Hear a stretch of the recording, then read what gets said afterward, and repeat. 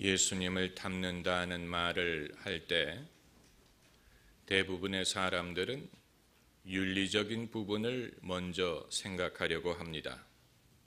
예수님처럼 선해야 된다든가, 예수님처럼 섬겨야 된다든가, 예수님처럼 사랑하라, 이런 식으로 맞는 말씀이기는 한데 우리가 100년을 요구한들 그런 식으로 예수님을 닮기는 어렵습니다.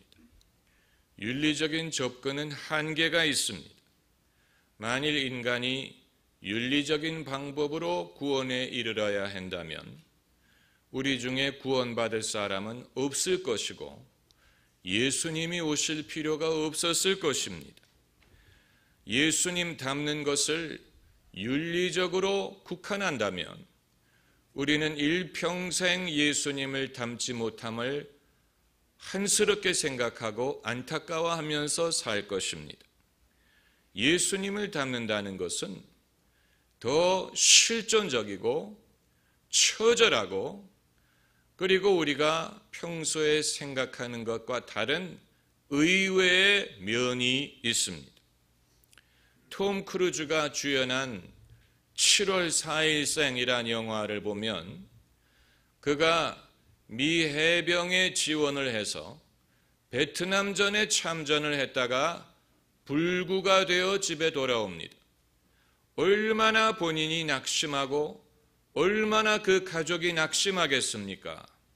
절망하는 톰 크루즈 앞에 그 어머니가 예수님을 생각하자 예수님도 고난을 당하지 않으셨느냐 이렇게 위로를 하려고 합니다.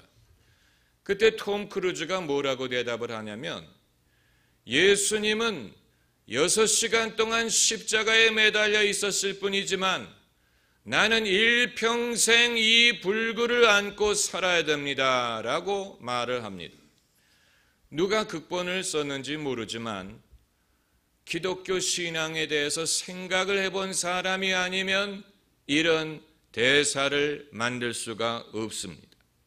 예수님이 고난을 당하셨지만 우리가 당하는 실존적인 고난이 더 클 수 있다.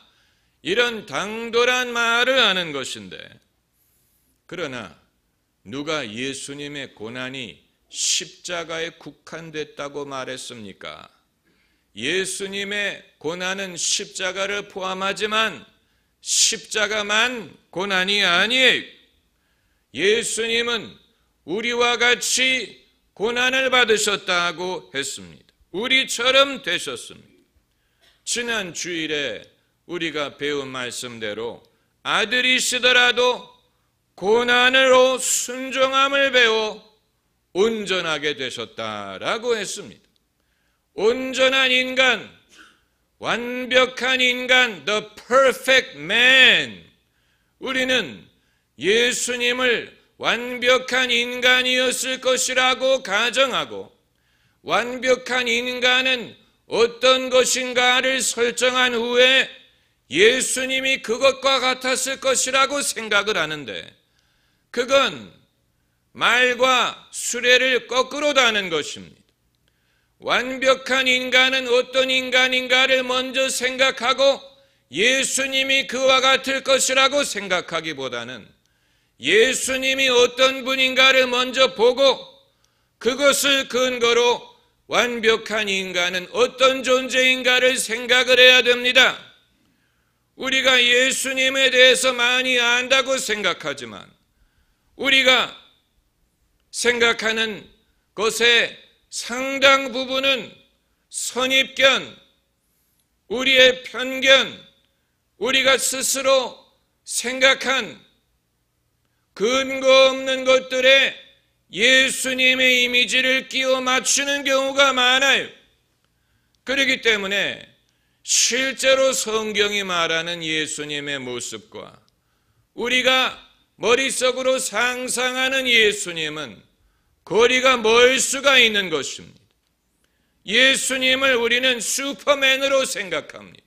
슈퍼맨, 아픔도 없고 흠도 없고 또 고민도 없고 문제가 없는 항상 웃고 다니고 항상 기분이 좋고 항상 밝고 항상 사람들과 행복한 그러한 실제 이 세상에 존재하지 않는 그러한 분이 예수님이었을 것이라고 생각을 하니까 당연히 예수님을 닮는 것은 불가능한 것뿐만이 아니고 비현실적인 것이 되어버리고 마는 것입니다. 많은 사람들은 제가 이처럼 성경을 있는 그대로 설명하고 우리가 의인이 되는 것이 행함이 아닌 믿음, 은혜로 말미암는다는 것을 강조할 때 그러면 그대로 살자는 말입니까? 이런 식으로 대꾸하는 분이 계시는데 성경 어디에도 너희가 그대로 살아라 라고 말하지 않아요. 우리가 죄를 있는 그대로 살아야 되는 게 아니고 죄성, 흠, 연약함을 그대로 안고 살라고 하는 건 아니지만 그러나 그럼에도 불구하고 우리가 어떻게 할 수 없는 연약함은 감당해야 되는 것입니다. 예수님이 이 땅에 오셨을 때 인간적으로 당신이 겪을 수밖에 없는 한계, 육신적인 한계, 이것을 주님은 감당하셨어요. 예외를 인정하지 않았습니다. 하나님의 아들이라고 특혜를 누리려고 하지 않았습니다. 남들이 가난하면 예수님도 가난했고 남들이 애통할 때 예수님도 애통하셨고 또 남들이 핍박을 하면 예수님은 핍박을 받으셨습니다. 남들이 욕을 하면 예수님은 그것을 감당하셨습니다. 누가 옆구리를 창으로 찌르면 예수님은 물과 피를 흘리셨습니다. 누가 예수님을 십자가에 못 박으면 예수님은 돌아가셨습니다. 머리에 가시면류관을 씌우면 예수님은 아파하셨어요. 하나님의 아들이라고 예외를 요구하지 않으셨어요. 우리처럼 아프셨고 우리처럼 시련을 당하셨고 예수님은 우리처럼 사셨으며 그 가운데 하나님의 뜻을 이루고 순종하셨습니다. 우리는 결과만을 말하려고 합니다. 결과, 예수님이 부활하신 것, 예수님이 승리하신 것, 예수님이 우리를 구하신 것, 결과만을 말하고 그 이전 것을 무시하려고 하는데 그렇기 때문에 예수님을 닮는 것은 우리에게 결코 현실적으로 보이지 않고 가능하게 보이지 않고 무의미하게 생각될 때가 많은 것입니다. 그것은 예수님을 제대로 알지 못하기 때문이에요. 오늘 성경 말씀을 보면 예수님에 대한 이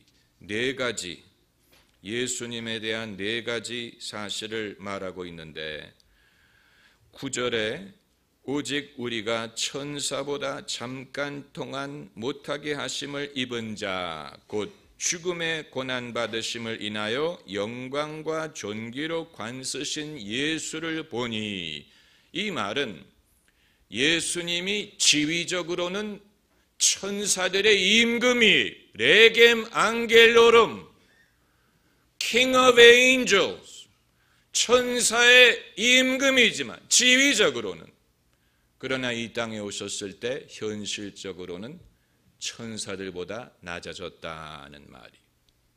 그리고 둘째로 14절에 자녀들은 혈육에 함께 속하였음에 그것 또한 한 모양으로 혈육에 함께 속하셨다. 혈육에 속했다는 말은 인간이 되었다는 말이. 많은 사람들은 자신의 인간적인 면을 부끄러워합니다. 인간적인 면을 감추려고 합니다. 인간적인 면을 번뇌의 이유라고 생각합니다. 석가모니는 인간이 병들고 늙고 죽는 것을 번뇌의 이유로 생각해서 수행에 들어갔다고 말했지만 그게 인간이에요. 사람은 초라하고 병들고 늙고 죽게 돼 있습니다. 그게 인간이에요.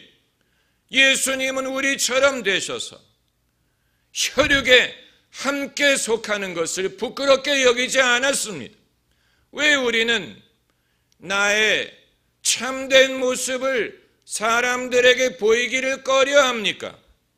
마치 여성이 화장 안 한 얼굴을 사람들에게 보이려고 하지 않는 것처럼 사람들이 머리 빗지 않고 씻지 않은 모습으로 사람들 앞에 나오려고 하지 않는 것처럼 여러분, 만일 샴푸와 비누와 또 수많은 화장품이 개발되지 않은 상태에서 인간이 살았다면 우리 모두는 완전히 다른 모습이 되었을 것입니다. 무슨 여드름 약이든 무슨 피부약이든 화장품이든 뭐 헤어스프레이든 이런 것이 전혀 없는 시대에 살았다면 우리는 현재와 전혀 다른 모습을 가지고 살았을 것입니다. 그게 인간됨이에요. 피할 수 없습니다. 우리는 집에서 밥 먹다가 벼랑간 손님이 찾아오면 창피하게 생각하죠. 왜 그럴까? 반찬이 보잘것없어서 그런가? 아니면 음식 먹는 모습 자체를 남에게 보이는 것을 좀 부끄럽게 생각합니다.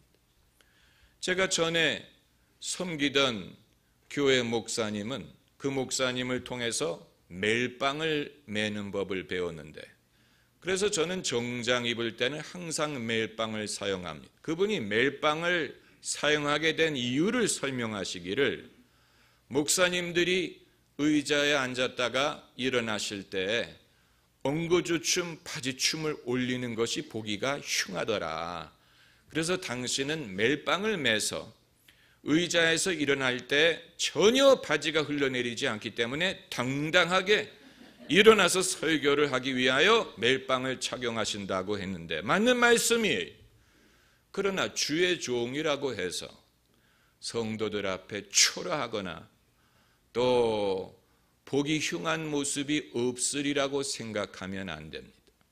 우리는 다 인간이에요. 남들 보기에 보기 흉한 모습이 있는 것은 당연한 것입니다. 그것을 우리가 어느 정도는 숨기려고 하지만 그걸 부인할 수는 없습니다. 옛날에 읽은 어느 단편 소설에 남자친구의 이사이에 이 고춧가루가 끼어 있는 것을 보고 그 남자친구와 헤어졌다 하는 그런 소설이 있었는데, 여러분, 한국 사람이라면, 한국 음식을 먹는 사람이라면 이 사이에 고춧가루가 끼는 것을 피할 수 없습니다. 그걸 우리가 서로 닦아주면서 살아야지, 그걸 부끄럽게 생각하고 저 사람은 뭐 이렇다 저렇다, 이건 인간됨을 우리가 생각하지 않는 것입니다. 오늘 성경 말씀에 예수님이 천사들을 붙드신 게 아니고 인간을 붙드셨다고 했어요. 천사는 구원받을 필요가 없어요. 우리가 예수님을 믿어서 천사가 되는 게 아니에요. 예수님은 천사처럼 우리에게 오신 것이 아니고 우리처럼 되어서 오셨습니다. 그렇기 때문에 17절에 그러므로 저가 범사의 형제들과 같이 되심이 마땅하도다. 범사의 형제들과 같이 되심이 마땅하도다. 일부분만 우리처럼 되신 게 아니에요. 범사의, 그 말은 예수님은 화장실도 가셨고 예수님은 우리와 똑같은 삶을 사셨는데 그 가운데 하나님과 동행하고 하나님을 순종하셨어요. 여러분, 예수님을 알아야 예수님을 닮을 수가 있는 것입니다. 예수님을 제대로 알아야 예수님을 제대로 닮을 수가 있습니다. 예수님을 모르기 때문에 닮아야 되겠는데 무엇을 닮아야 될지를 모르게 되는 것입니다. 우리의 죄나 못된 것, 그것을 그대로 갖고 살아도 된다는 말씀을 드리는 게 아니에요. 그러나 벗어버릴 수 없는 연약함, 그것은 우리가 감당하면서 살아야 된다. 이것은 큰 차이가 있습니다. 우리는 예수님이 평소 공생애를 시작하기 전에 모습을 알기가 어렵기 때문에 그러나 구약 성경에 예수님이 장차 오실 예수님이 어떠한 분인가를 내다보고 예언하는 구절이 있습니다. 그 구절을 우리가 한번 찾아보는 것이 유익할 것 같습니다. 이사야서 53장, 구약 성경 이사야서 53장, 우리가 잘 아는 구절 아닙니까? 구약 성경 1033면 이사야서 53장 2절 말씀을 보면, 그는 주 앞에서 자라나기를 연한 순 같고 마른 땅에서 나온 줄기 같아서 고운 모양도 없고 풍채도 없은즉 우리의 보기에 흠모할 만한 아름다운 것이 없도다.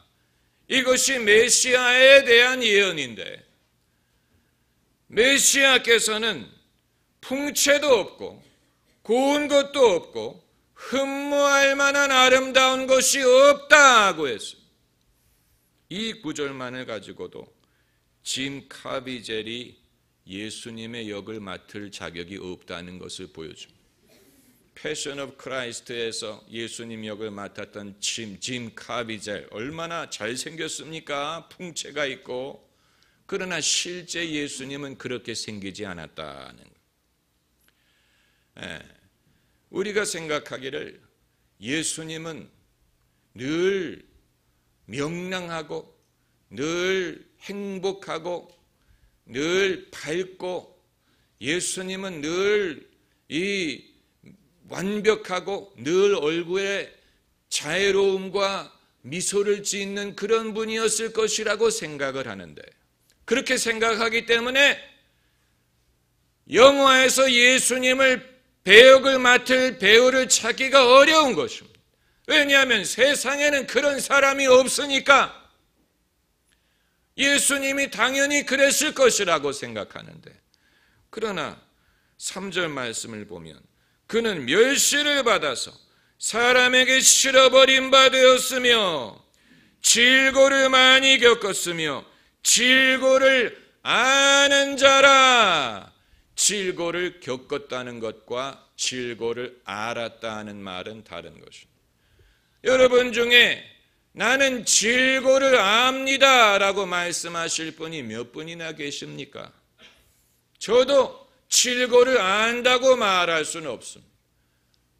편안하게 살아온 그 시절이 많기 때문에. 질고라는 말은 질병이라는 말이에요. 신학자들이 이 구절을 해석하기 어려워하는 이유가 그것입니다. 어떻게 예수님이 질병을 알았을까? 사람들의 병을 고치신 분이 어떻게 질병을 알았을까? 이 질고는 그것을 말하는 것이 아닐 것이다. 이것이 무엇이든 간에 예수님은 질고를 아는 분이었어요. 질고를 아는 분이었어요. 그러니까 우리가 예수님을 얼마나 모르는지 이해가 되는 것입니다. 예수님은 늘 건강하고 사람들에게 인기를 누리고 좋은 평판을 누리고 좋은 외모와 건강과 즐거운 마음으로 행복하게 사셨으리라고 생각을 한다면 예수님을 잘 모르는 것입니다. 그런 상황에서 예수님을 닮으려고 하는 것은 비현실적이고 불가능한 것이 될 것입니다. 예수님을 닮는다는 것이 실존적이고 처절하고 그리고 의외의 면이 있다고 말씀드리는 이유가 바로 거기에 있습니다. 왜 의외의 면이냐? 우리가 평소에 예수님은 나와 같지 않았을 거야, 예수님은 전혀 이렇지 않았을 거야 라고 생각했던 부분 속에 의외로 예수님과 내가 공유하는 부분이 있을 수가 있기 때문에, 평소에 우리가 부끄럽게 생각하고 왜 나는 이럴까라고 고민하는 그 부분 속에 예수님과 내가 공유하는 면이 있을 수가 있는. 그러나 우리가 예수님을 다르게 생각했기 때문에 나는 언제 예수님처럼 될 수 있을까? 나는 언제 완벽한 인간이 될 수 있을까를 생각을 했었을지도 모릅니다.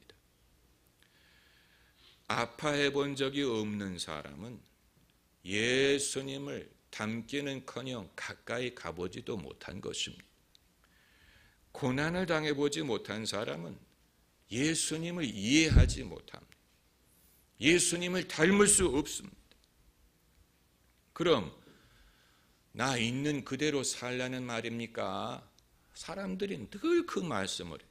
있는 그대로 살면 됩니까? 성경 어디에 있는 그대로 살라고 했습니까?